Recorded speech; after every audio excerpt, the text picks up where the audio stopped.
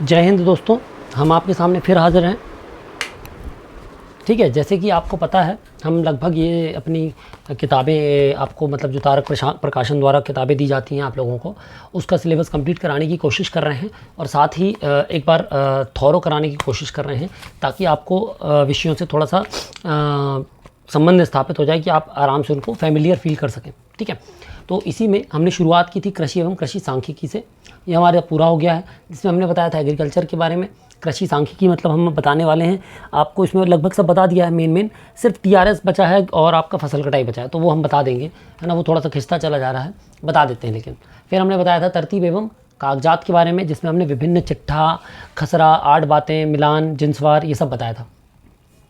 इसके बाद हमने बताया था कर्मयोगी के रूप में पटवारी, और फिर बताया था हमने योजनाओं के बारे में। इस तरीके से हम ये 3 चीज़ें बता चुके हैं। अब हम आज आपको बता रहे हैं विविध विषयों का सम्यक ज्ञान और स्थापना। ठीक है, यानी कि हम कवर करेंगे ये और ये, इसी में स्थापना भी कवर कर देंगे। कोशिश करेंगे स्थापना भी इसी में कवर कर दें। यदि आपको लगेगा या आप कहेंगे अलग से, तो स्थापना अलग से भी देख सकते हैं। बाकी बेसिक इतने ही हैं। फिर बचेंगे हमारे केवल 3 और साथ में इसका पॉइंट। इसी में हम सर्वेक्षण की तकनीक जिस दिन हम पूरा डिटेल में लेंगे, उस दिन हम आपको डिटेल में एक बार आपको ETSM कोर्स, रोवर और फील्ड पे सीमांकन फिर से बता देंगे। ठीक है, तो चलिए शुरू करें। सम्यक ज्ञान, सबसे पहले आप ये समझ लें तब तक, जब तक हम इसको मिटा दें, कि देखिए क्या होता है, ये सब क्यों पढ़ाया जा रहा है आपको। तो ये सब इसलिए पढ़ाया जा रहा है, जो पटवारी होते हैं या जो राजस्व विभाग होता है, वह सामान्य प्रशासन के अंतर्गत आने वाला सबसे महत्वपूर्ण विभाग होता है। तो किसी भी जिला इकाई को कार्य करने के लिए जो सबसे महत्वपूर्ण विभाग है जिससे वो काम करवाता है, वो होता है राजस्व विभाग, रेवेन्यू डिपार्टमेंट। ठीक है, तो अब रेवेन्यू डिपार्टमेंट का अन्य डिपार्टमेंट के साथ समन्वय क्या होता है, तो ये समझने के लिए इसमें क्या बनाया गया है, बहुत सारे विषयों की आपको जानकारी होना ज़रूरी है। ठीक है, इसी में 4 जो विषय हैं जो सबसे पहले पढ़ाए जाएंगे आपको इसी के अंतर्गत विविध विषयों में। तो एक सबसे इम्पॉर्टेंट है, वो है प्रोटोकॉल। प्रोटोकॉल या सत्कार ड्यूटी। ठीक है, दूसरा जो आप देखेंगे वो आप देखेंगे निर्वाचन कार्य, इलेक्शन। ठीक है, निर्वाचन कार्य या इलेक्शन, काफ़ी लोगों ने अभी इस पे कार्य भी किया होगा। तीसरा आता है कानून एवं शांति व्यवस्था। कानून एवं शांति व्यवस्था।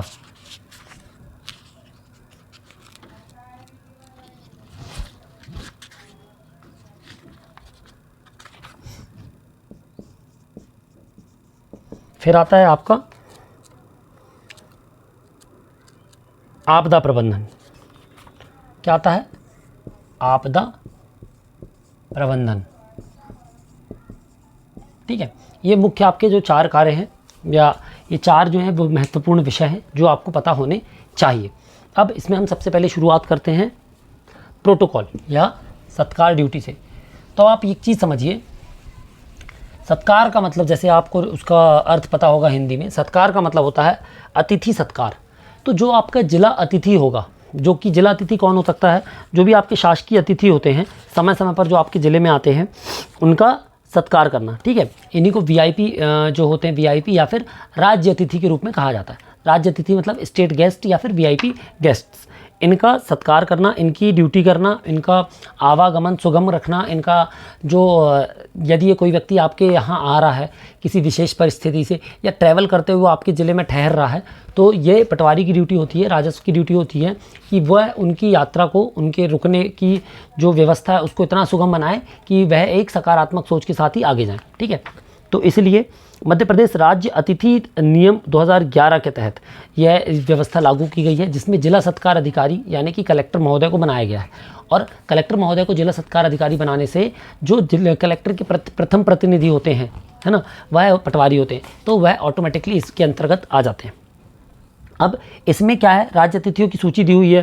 राष्ट्रपति, उपराष्ट्रपति, प्रधानमंत्री, राज्यपाल, लोकसभा अध्यक्ष, मंत्री, राज्य सरकार के मंत्री, उपाध्यक्ष, योजना आयोग, नेता प्रतिपक्ष, भूतपूर्व मुख्य न्यायाधीश, भूतपूर्व राज्यपाल, उपसभापति, अटॉर्नी जनरल, कैबिनेट सचिव, अन्य राज्यों के विधान परिषदों, विधानसभाओं के अध्यक्ष, फील्ड मार्शल, केंद्र राज्यों के लोकायुक्त, सतर्कता आयुक्त, सरकार के सचिव, भारत रत्न पुरस्कार विजेता, सॉलिसिटर जनरल एटसेट्रा।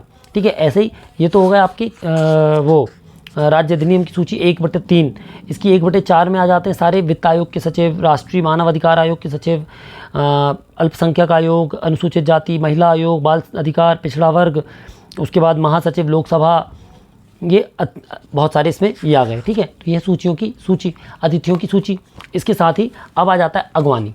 सबसे पहला कार्य है अगवानी। यदि कोई व्यक्ति आपके राज्य में कोई विदेश से आ रहा है या कोई दूसरे राज्य से और सीधे भोपाल आ रहा है, तो आपके जो ज़िला होगा उसकी दायित्व होगा, उसको यदि रूट चार्ट में दिया जाता है कि आपको कहाँ से अगवानी करनी है, तो उनको लाने से ले जाने तक की। यानी कि जैसे कई बार क्या होता है, जैसे इस ज़िले में आ रहे हैं, अब इस ज़िले में हेलीपैड तो नहीं है, तो जो नियरेस्ट हेलीपैड होगा, नियरेस्ट डिस्ट्रिक्ट हेलीपैड होगा, वहाँ पर एक इस डिस्ट्रिक्ट से गाड़ी जाएगी जो इस बात का ध्यान रखेगी कि वहाँ से सुगमता से इस ज़िले तक आ सकें। फिर दूसरा होती है उनकी सुरक्षा। तो उनकी सुरक्षा के लिए समय समय पर पुलिस प्रबंधन लगाया जाता है, समय समय पर CISF लगाई जाती हैं, या जो भी उनके रजिस्टर्ड कमांडोज होते हैं वो लगाए जाते हैं।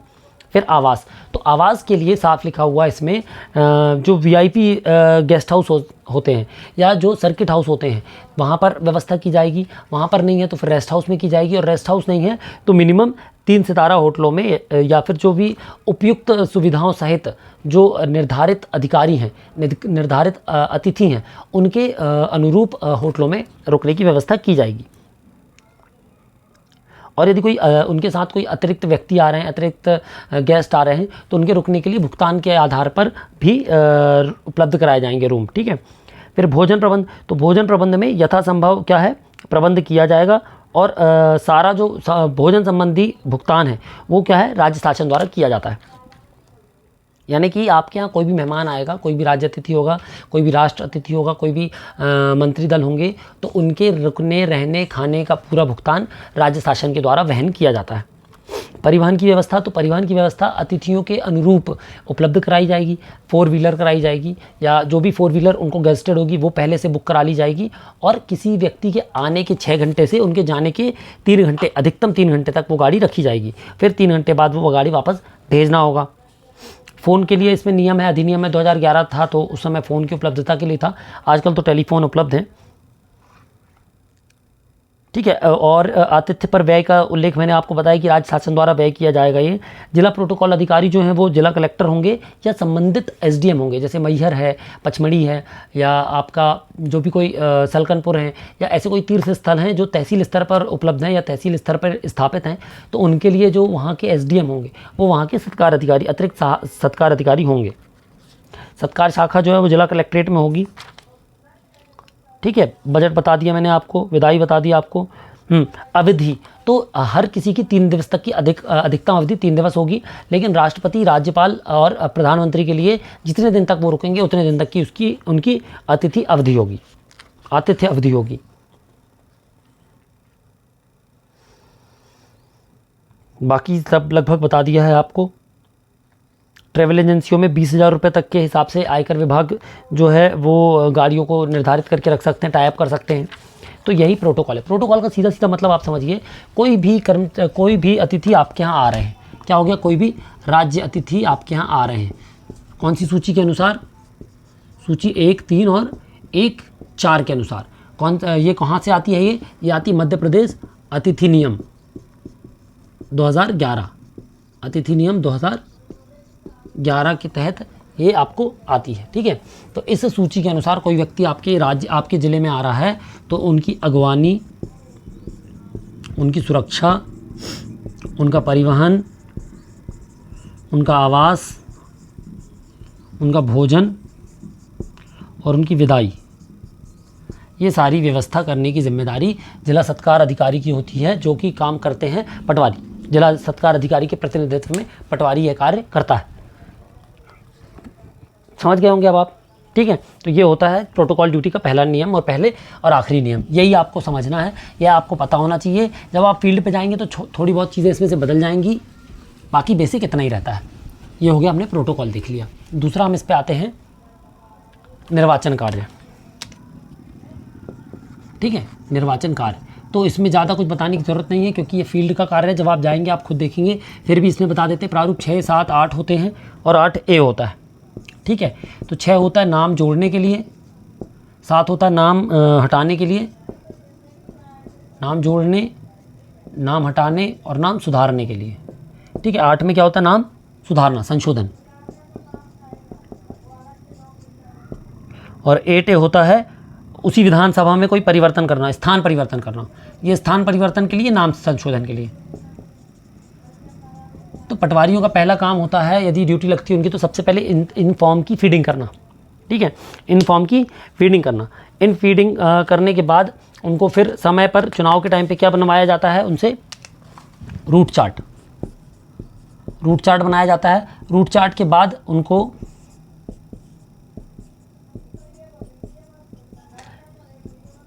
PO, P1, P2, P3 बनाया जाता है। ठीक है, पीठासीन अधिकारी के अंतर्गत फिर नीचे 3 उनके अधिकारी होते हैं। ठीक है, ये हो गए प्रिसीडिंग ऑफिसर, फिर P1, P2, P3 सहायक अधिकारी जो होते हैं। तो ये चुना जाता है जिससे कि वो निर्वाचन कार्य करा सके। तो निर्वाचन कार्य में पटवारियों की ड्यूटी या तो इनमें से लगेगी फीडिंग करने के लिए, या फिर रूट चार्ट बनाने के लिए लगती है। रूट चार्ट के बाद पथ प्रदर्शक के रूप में लगती है, जो इस टीम को लेकर जाएगी। इसके साथ सामग्री वितरण, जो सामग्री उपलब्ध कराना होगा इनको।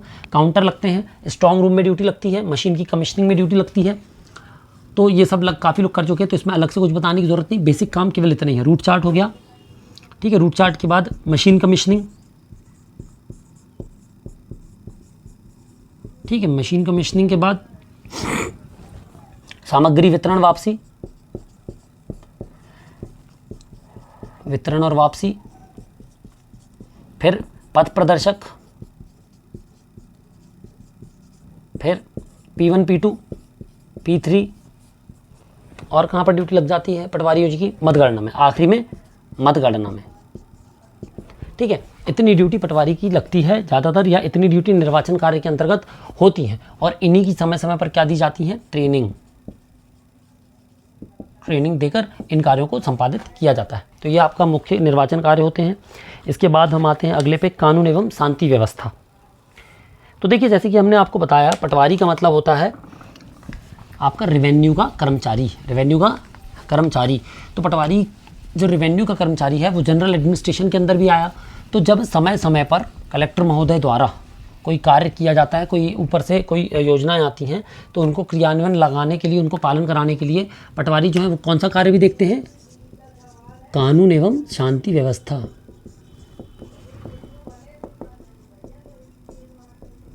कानून एवं शांति व्यवस्था।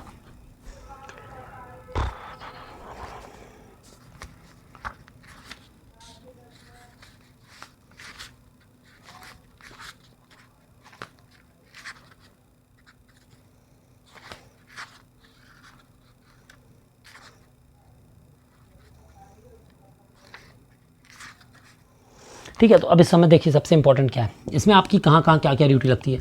आपकी ड्यूटी लगेगी ईद समारोह में, विसर्जन ड्यूटी, मूर्ति विसर्जन जो होती हैं दुर्गा जी की, गणेश जी की। ठीक है, दशहरा के चल समारोह में,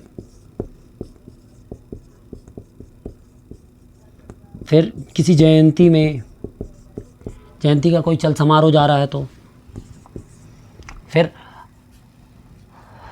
दशहरा हो गया, चल समारोह हो गया, रामनवमी हो गई, हनुमान जयंती हो गई, जो भी जयंतियाँ, जो भी त्यौहार होते हैं उन दौरान जो चल समारोह चलते हैं, झांकियाँ चलती हैं, उसके लिए 26 जनवरी, 15 अगस्त में। ठीक है, तो ये ड्यूटियाँ रहती हैं। यहाँ पर पटवारियों को ध्यान रखना पड़ता है कि जो भी समारोह आयोजित हो रहे हैं वहाँ पर आसानी से हो, किसी प्रकार का कोई सांप्रदायिक द्वेष ना उत्पन्न हो, दंगे ना हो। धारा 144 को भी तत्काल प्रभाव से यदि लागू किया जा सके तो केवल वहाँ पर पटवारियों का एक महत्वपूर्ण रोल रहता है कि वह इसको फॉलो करा सके ईजिली, क्योंकि जो पब्लिक होती है, जो मॉब होती है, जो ग्रामीण स्तर पे, वह पटवारी जी के अंडर में आराम से कोटवार के माध्यम से कम्युनिकेट हो पाती है। इसके अतिरिक्त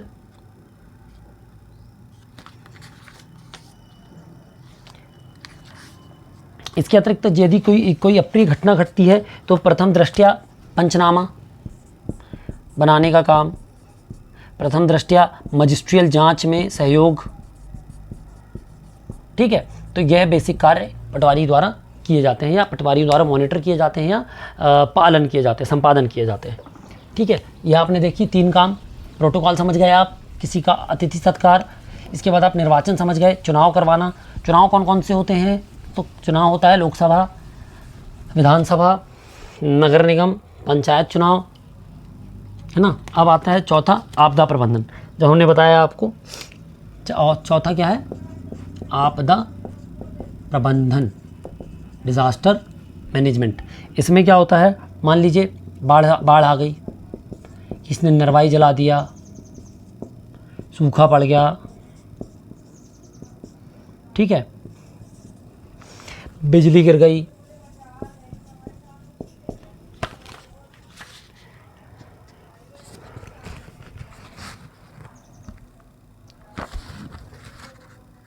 ठीक है। तो इस कारण से पशु हानि, जनहानि, धन हानि या अन्य को रिपोर्ट करने का काम, बताने का काम और इनकी जांच करके रिपोर्ट प्रतिवेदन प्रस्तुत करने का काम किसका है? पटवारी जी का। तो क्या क्या मुख्य कार्य हैं इसमें? चिकित्सीय दल उपलब्ध कराना, आवश्यक वस्तुओं का भंडारण करवाना, समन्वय स्थापित करना शासन के साथ, स्वास्थ्य एवं चिकित्सा की समीक्षा करवाना समय समय पर, जनशक्ति एवं खोज बचाव दलों का प्रशिक्षण करवाना, जन जागृति अभियान, नोडल अधिकारी नियुक्त किए जाते हैं कभी कभी जांच के लिए, ठीक है। और त्वरित क्षति आकलन। त्वरित क्षति आकलन यानी कि आपको नेत्रांकन से, केवल नेत्रांकन मतलब नेत्रों से देखकर अंकन करना, ठीक है। तो देखकर त्वरित, क्योंकि कई बार क्या होता है, क्षति का मुआवजा आने में, क्षति की पूर्ति करने में समय लग जाता है। तो आपको एक नेत्रांकन के रूप से क्षति के लिए तैयार रहना चाहिए कि यदि कोई प्राकृतिक, कोई आपदा के तहत कोई क्षति हुई है तो उसका त्वरित नेत्रांकन कितना होना चाहिए, त्वरित क्षति का आकलन कितना हो रहा है कि कितनी क्षति हुई है, और उससे शासन को क्या कराना, शासन को जानकारी देना, ठीक है, ताकि शासन उचित कार्रवाई ले सके। तो ये हो गया बेसिक काम। 4 हमने मेन चीज़ इसमें पढ़ी, ठीक है। इसके बाद हमारा आता है अगला टॉपिक, स्थापना। तो इसके बाद सबसे महत्वपूर्ण विषय है, एक पटवारी होने के नाते या एक मध्य प्रदेश का शासकीय सेवक होने के नाते स्थापना। स्थापना क्या है? स्थापना जो है वह ये बताती है कि आपकी सैलरी कितनी होगी, आपका इंक्रीमेंट कैसे लगेगा, कितना लगेगा, प्लस आपका ट्रांसफ़र कब हो सकता है, कब नहीं हो सकता। इसके सारे जो नियम होते हैं वो होते हैं आपकी स्थापना के अंतर्गत। किसके अंतर्गत? स्थापना के अंतर्गत, ठीक है। तो स्थापना में सबसे पहले हम पढ़ रहे हैं मूल नियम। मूल नियम का मतलब है जिसको संशोधन किया गया है, आपको नियुक्ति से 70, 80 और 90% वेतन प्राप्त होगी। 3 वर्ष का क्या रहेगा? परिवीक्षा अवधि रहेगी। परिवीक्षा अवधि के दौरान आपको CPCT निकालना अनिवार्य है, ठीक है। ये आपकी बेसिक सी बातें हैं जो आपको समझ में आनी चाहिए। फिर आपकी सैलरी क्या होती है, आपका स्ट्रक्चर क्या होता है, और एक व्यक्ति एक समय पर एक ही पोस्ट पर रहेगा, 1 person at 1 post। एक व्यक्ति एक समय पर 2 पोस्ट या 2 व्यक्ति एक समय पर 1 पोस्ट पर कार्य नहीं कर सकते।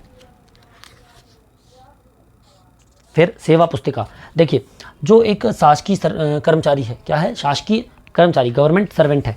गवर्नमेंट सर्वेंट का रिकॉर्ड ट्रैक होता है। उस रिकॉर्ड को ट्रैक करने के लिए ही सर्विस बुक बनाई जाती है। क्या बनाई जाती है? सर्विस बुक, या इसी को हम कहते हैं सेवा पुस्तिका, ठीक है। सभी लोगों ने बनवा ली होगी, नहीं बनवाई होगी तो बनवा लीजिएगा। 2 प्रति में बनती है ये, एक आपके पास रहती है और एक KGO के पास या आपकी तहसील ऑफिस में रहती है। एक गुम जाएगी तब संभागीय स्तर से अनुमति लेके आपकी डुप्लीकेट के आधार पे फिर से नई बन जाती है। तो जो उसमें है वो दोनों में सेम होना चाहिए, दोनों को अपडेट समय समय पर कराते रहें। सेवा पुस्तिका के आधार पे आपके इंक्रीमेंट्स, आपके SCN, आपके नोटिसेस, आपके प्रमोशन, आपके जो समय समय पर मिलने वाले कोई पुरस्कार हैं, उनका सबका विवरण उस सेवा पुस्तिका में रहता है, ठीक है। किसी भी प्रकार का काट छांट या कोई उसमें वो मान्यता नहीं होती। यदि मान लीजिए उसमें कोई अपडेट है, यदि उसमें नॉमिनी अपडेट है, तो मान लीजिए कल को भगवान ना करे आपको कुछ हो तो अनुकंपा नियुक्ति मिलने में आसानी जाती है, यदि सर्विस बुक अपडेट है तो। इसलिए उसमें डेट ऑफ बर्थ सही होनी चाहिए, उसके लिए उसमें आधार कार्ड संलग्न होना चाहिए,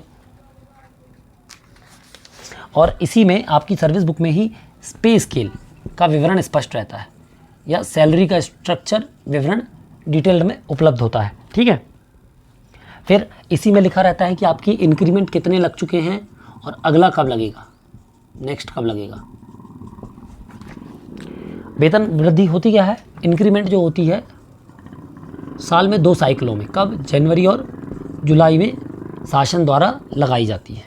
ठीक है, जो आपकी लास्ट बेसिक पे चल रहा होगा उसके आधार पे आपकी इंक्रीमेंट लगाया जाता है।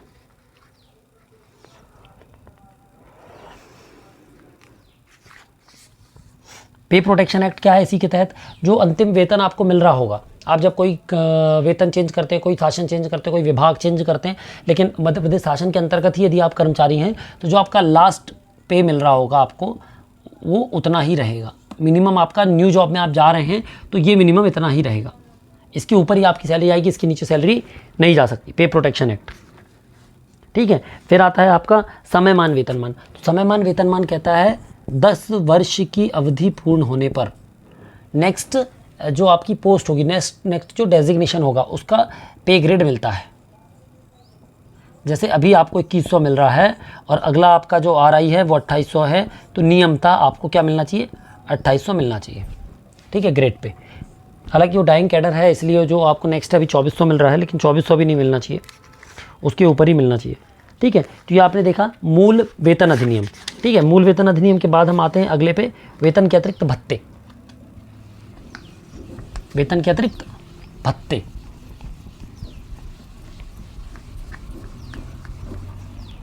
तो पहला पॉइंट हमने क्या देखा, पहला पॉइंट हमने देखा मूल नियम वेतन, मूल नियम वेतन। दूसरा हम देख रहे हैं भत्ते। देखो, तो जो सैलरी है, जो वेतन है, वो आपकी मिलकर बनती है बेसिक पे से, बेसिक पे के बाद आपके एरियर से, एरियर मतलब DA, जो महंगाई भत्ता जिसको हम कहते हैं, डियरनेस अलाउंस। ठीक है, इसको ऐसे समझिए, बेसिक भत्तों से, उसके बाद महंगाई भत्तों से, महंगाई भत्तों के बाद आपका आता है HRA, home rent allowance, home rent allowance के बाद FTA, फिक्स ट्रैवल अलाउंस। ठीक है, फिक्स ट्रैवल अलाउंस के बाद आपका मिलता है स्टेशनरी अलाउंस। स्टेशनरी अलाउंस के बाद यदि आपने लिया हुआ है हॉलीडे एडवांस। ठीक है, फिर आपको मिलता है एग्री स्टैक। ये भत्ते आपको एक्स्ट्रा में मिलते हैं वर्तमान समय में। ठीक है, इसके अतिरिक्त फिर आपका इसी से कटता है NPS, जिसको हम कहते हैं न्यू पेंशन स्कीम, नवीन अंशदान योजना। इससे आपका NPS कट जाता है। और यदि इसमें आप यदि कोई विकलांग है तो उसको मिलता है विकलांग वेतन भत्ता। ठीक है, विकलांग वाहन भत्ता। और यदि चतुर्थ श्रेणी कर्मचारी हैं तो इसमें मिल जाता है वर्दी धुलाई भत्ता।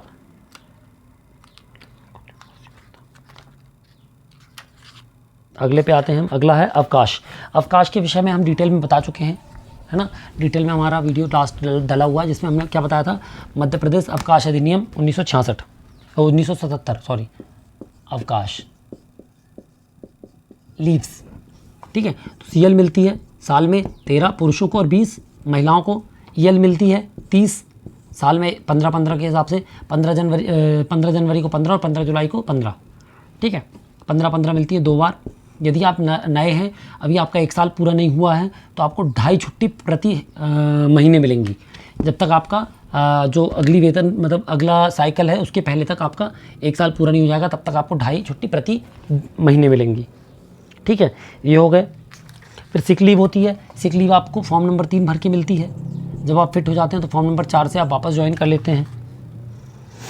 मैटरनिटी लीव है। मैटरनिटी लीव कब मिलती है, 2 बच्चों तक मिलती है, लगभग 180 दिन की। और फिर CCL मिल जाती है। CCL मिलती है 2 साल की। चाइल्ड केयर लीव एक बार में 1 साल अधिकतम। पितृत्व अवकाश जो मिलता है वो 15 दिन का मिलता है।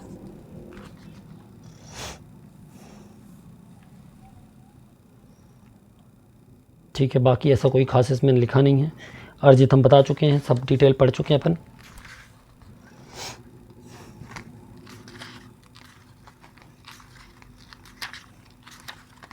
अवकाश के बाद आता है वही NPS, न्यू पेंशन स्कीम, नवीन अंशदायी पेंशन योजना।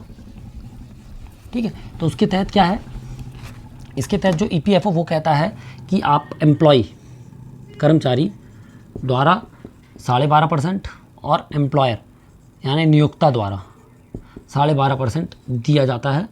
और अधिकतम 25% का अंशदान योजना यहाँ जमा होती है। इसको लेकिन कुछ जगह पे 13% या 15% ऊपर और 10% ये नीचे कर देते हैं, ठीक है, 12 से 10% उसका नियोक्ता का कर देते हैं, पर कुल जो है वो 25% होना चाहिए। तो आपका जो वेतन है उसका 25% जो है वो उसमें अंशदान में चला जाता है। इसके बाद आता है एमपी सिविल सेवा सामान्य शर्तें।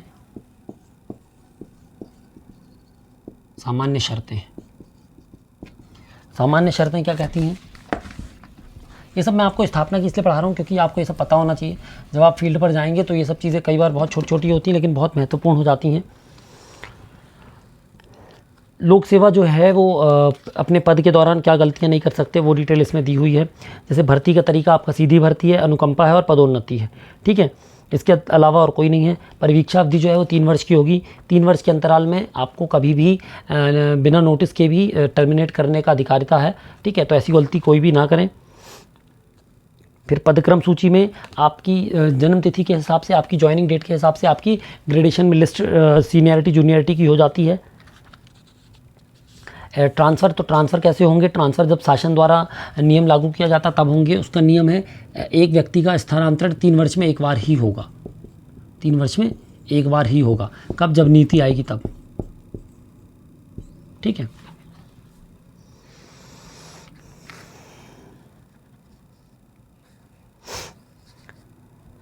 ये हो गई आपकी क्या? एमपी सिविल सामान्य शर्तें। अब आता है एमपी सिविल आचरण अधिनियम।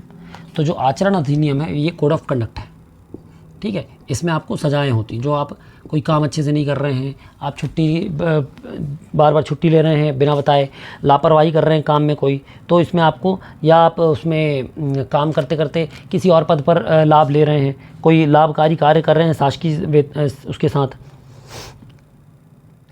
आप किसी प्रकार से मीडिया से संबंध रखते हैं, हड़तालों में बैठ रहे हैं, प्रदर्शन कर रहे हैं, ठीक है, राजनीतिक रूप से आपकी भागीदारी है, या शासन का किसी कार्य की, किसी योजना की आलोचना कर रहे हैं आप और उसको प्रूफ कर दिया जाए यदि, ठीक है, या शासन की कोई कॉन्फिडेंशियल डेटा को आप लीक कर रहे हैं, तो ये सब क्या किस में आता है? मध्य प्रदेश सिविल आचरण अधिनियम में आता है, जिसके तहत आपको समय मतलब वार्निंग देने के बाद सज़ा भी दी जाती है, ठीक है। ये हो गया आपका चरित्र वगैरह का है इसमें। फिर अंतिम आता है आपका ई ऑफिस कार्यप्रणाली। ई ऑफिस कार्यप्रणाली ये क्या कहती है? ये कहती है कि जो भी नियम निर्देश कानून है ये सारे आपको ऑनलाइन अवेलेबल होंगे। जैसे कि आपको डायरी आजकल अवेलेबल है, कैलेंडर आजकल ऑनलाइन अवेलेबल है मध्य प्रदेश गवर्नमेंट की। इसके तहत जो है गोपनीय प्रतिवेदन समय समय पर बनाए जाएंगे। गोपनीय प्रतिवेदनों को ऑनलाइन भेजा जाएगा, जिसकी जो मानक है अप्रूव करेंगे। ई नस्ती की प्रणाली होगी, ई अवकाश प्रणाली, सब कुछ ऑनलाइन है। मतलब आप ट्रांसफ़र के लिए भी ऑनलाइन आवेदन देंगे, आप छुट्टी के लिए ऑनलाइन आवेदन देंगे, टीएडीए के लिए ऑनलाइन आवेदन देंगे, सेवा पुस्तिका के लिए ऑनलाइन आवेदन देंगे, ठीक है। कोई स्पैरो पोर्टल जो उसी के लिए बनाया गया है आपका, क्या कहते हैं, स्पैरो पोर्टल आपके एसीआर के लिए बनाया गया है। डाक का विवरण आप ऑनलाइन देंगे। ईमेल आप गवर्नमेंट ईमेल बना दी गई है ताकि आप सब कुछ ऑनलाइन कर सकें, ठीक है। इस तरीके से ई जो है ऑफिस कार्यप्रणाली बनाई गई है ताकि काम क्या हो? डिजिटल हो, ट्रांसपेरेंट हो, टाइमली हो और एरर फ्री हो, और सबसे इंपॉर्टेंट कांस्टेंट रहे। ऐसा नहीं है कि कुछ बोल दिया, कुछ लिख दिया, अगली बार वो बदल गया। तो जब डिजिटल करेंगे तो उसका प्रॉपर रिकॉर्ड मेंटेन होता है, तो उसको ट्रैक करना ईजी हो जाता है, ठीक है। तो ये आपकी स्थापना है, मेन यही है। इसके अलावा स्थापना में और बहुत डिटेल्स हैं, तो आप इनकी, जैसे मैंने ये जो बताए हैं, इनकी बुक्स भी हैं अलग से, एक एक बुक्स लेकर भी आप डिटेल में इनको पढ़ सकते हैं। तो आशा करते हैं हमारी ये जो बुक है हमने ये भी कंप्लीट कर ली। अब हमारी केवल 3 बुक बची हैं। हम कोशिश करेंगे अगली बुक के पहले हम आपको एक बार फसल कटाई प्रयोग TRS और वो बता सकें, ठीक है, जो हमारी वैज्ञानिक जाँचें हैं। तब तक के लिए फिर जय हिंद।